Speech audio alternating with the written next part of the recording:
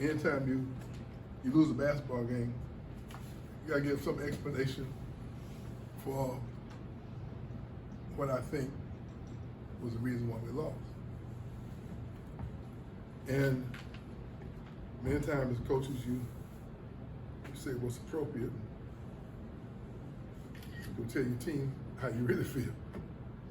But it's quite obvious tonight that Pittsburgh displayed more interior toughness than we did.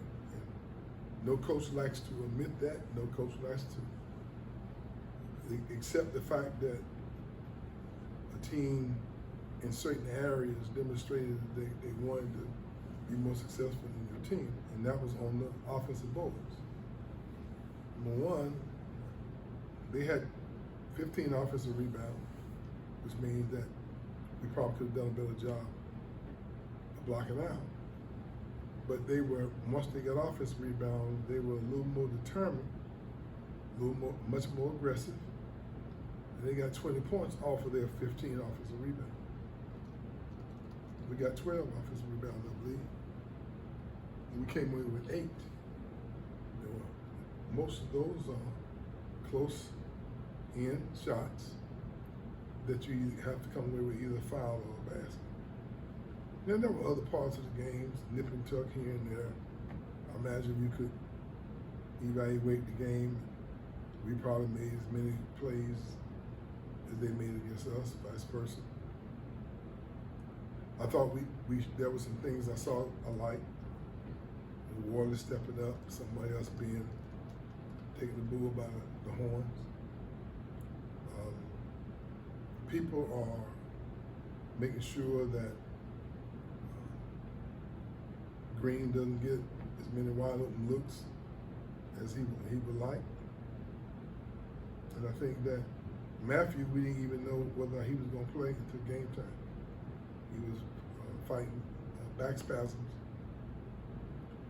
and he didn't practice the last couple of days because he was being treated. We sent him to the doctor. We got an X-ray last night, so we know it's not anything other structurally.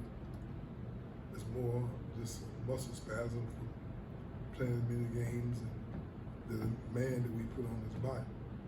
I think he'll be okay. I think he'll be available for Clemson. He toughed it out tonight, which says an awful lot. The guy from going from not thinking he was really going to play and giving us 34 minutes. He wasn't quite as on top of his game as he normally is. But those are the things that happen in college basketball. You got any questions? Coach, the misses at the rim added up pretty early on. Any reason why the finish just wasn't there? That's what I said at the beginning. You gotta have a tough mind to play through contact. It's that grit, it's that determination, it's that focus. You know you're gonna get bumped, you know you're gonna get hit. You gotta play through contact. And you gotta control the ball. You can't get it slapped out of your hand. You create space by creating indecision on your defense, by being a very aggressive, strong ball fakes. Sometimes it's 1, 2, it could be 3 in a row, it could be out of rhythm. But we came away with 8, and they came away with 20. And that was a significant factor in the game. We just didn't get it done. We gotta be tougher. We gotta be more consistent with how competitive our spirit is in those situations. And that was disappointing to me. Jalen kind of kept you guys in the first half. Was there something in the scouting report that made you think? No, I've been telling Jalen all along that he needs to be more aggressive with the ball. But Jalen's such a pass-first guy. And that's not bad on a team. He's content to run the team, make decisions. But, you know, in order for us to be successful, we need to have full complement of our guys hitting on all cylinders in order for us to be successful. And I told him he's got. So I've been encouraging him to do that.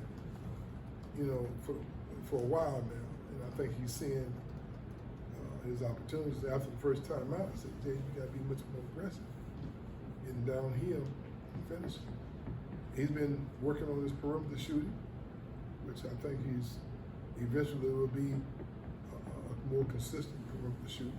But he's improved with his release and his form, and I'm encouraging him that when you're open, don't hesitate to take that shot. He's growing, he's maturing on the court, and but that's part of the growing up factor, you know, that we normally have been accustomed to utilizing freshmen and sophomores, but tonight we need our inexperienced guys to be consistent in order for us to be successful. He's starting to be that.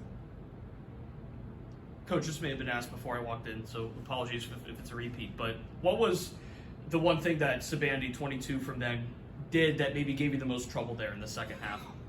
Well, we all know he's a good shooter. He's an extremely confident guy. I mean, he has that air about him that he's the king of the jungle. I mean, he's a very confident young man. So it wasn't like we didn't know if you don't contest his shots, that more than likely they're gonna go in. That was very established clear, but we didn't push up on him, and we allowed him to shoot those shots, and he was glad, glad that we gave him an opportunity. And then we did push up on him. We knew that they would go right, and he drove right without any gap protection. Those are the little things that end up costing you when you play against a talented team like Pittsburgh. For Pitt, this is the most ACC wins that they've had since joining the conference, since their first year of doing it, several years ago. What's that say about the job that Jeff has been able to do with his team and kind of turning that around, so to speak, from your perspective? To lose as many transfers as it did last year shows how creative they are, what such a good job they did evaluating, bringing in not only talented guys, but the guys who fit their system, their style. That was an ingenious job, I think, that he has done. Sometimes you can bring talent, but if you look around the country, there's a lot of issues going on with chemistry in our sport. And they seem to like each other, they seem to play to each other, they play extremely unselfish, and that's a mark of a coach being able to communicate, and the players on the team accepting the system and the style.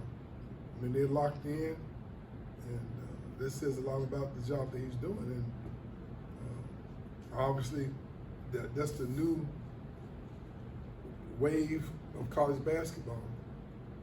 I think he has did he have 4 starters that were transferred? Mm-hmm. 4 of the 5 this year came from the portal, mm-hmm. and then the 5th, Burton, came last year from the portal. Yeah, so all 5 of his starters came out of the portal. Mm-hmm. And they're older. I think the average age is 22. Sounds about right. And so they're a mature team. They got something to prove, and they did it today. When you're going through a season, can you take time at any point to think about what you're going to do going into the next season, or is it just focused over it? Every available waking moment. That's all I think.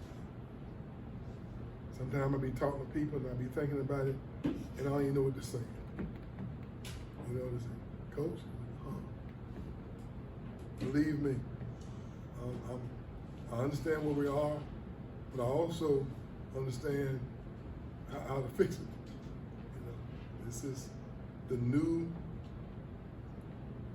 college basketball scenario, and we have to make our adjustments accordingly. And that's just the way it is.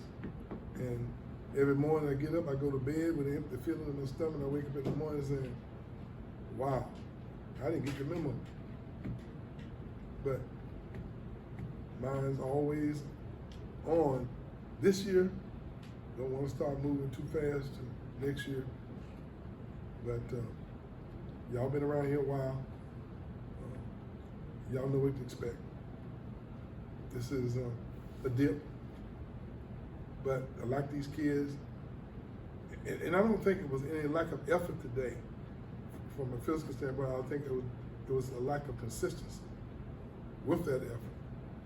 And we had our moments where we showing that with just a tweak or two here, tweak or two there, we can get this thing back to where we've always been. Does the fact that you've done it in your career where you've had a team that had a bad season come back, or a couple of bad seasons and come back strong, does that give you confidence that? No, I don't have. What you can't afford to do? It's always been my philosophy that you worry about that which you can control. I can't do anything about Sunday, because today is Saturday. If I start worrying about what happened on Friday and what I got to do on Sunday, don't take care of Saturday, then you don't have things in proper perspective. I can't say it doesn't eat at me, but we're gonna stay focused on this particular team, and we have plans. We're not the first team that's been in this situation that's been able to move things to make it better. Pittsburgh being an example. They had a very average year last year and lost about, I don't know how many kids they had to transfer. And now they're one of the top 2 or 3 teams in the ACC. We have a lot of patterns that we can learn from, but I think as a Seminole, our model has been develop growth within the team, and the basketball has changed where now, you get a team you can put older, more mature, stronger guys who've been lifting weights for 4 years, 22, 23 years old. Sometimes those guys might not be quite as talented as some younger, inexperienced guys, but they're more able to win. And when you look around the country, people are winning not with first-round draft choices, with talented guys who play well together. Clemson, the #1 team in our league, they play an excellent basketball. I don't know that they have, but they don't have anybody that's predicted to be the top 15 pick in the NBA. But they're one of the toughest teams in the league with how they play and how they execute and how the decisions that they make, which means they have good players playing great. And from our perspective, we just got to keep working with these guys, keep developing them. Don't lose sight of why they're here and why we're here for them. Keep improving, and then deal with what we have to deal with after the season, and move our program back to where we want it to be. Everybody else set?